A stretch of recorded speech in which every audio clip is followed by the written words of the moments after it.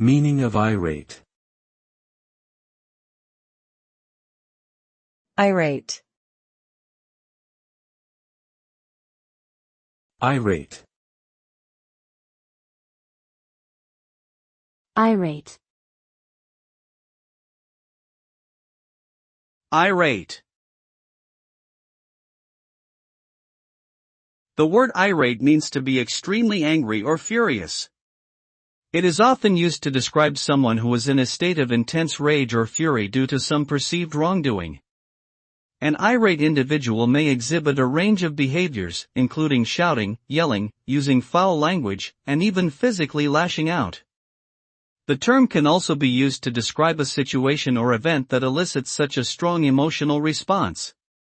In short, being irate means experiencing one of the most intense forms of anger and frustration that can lead to serious consequences if not properly managed.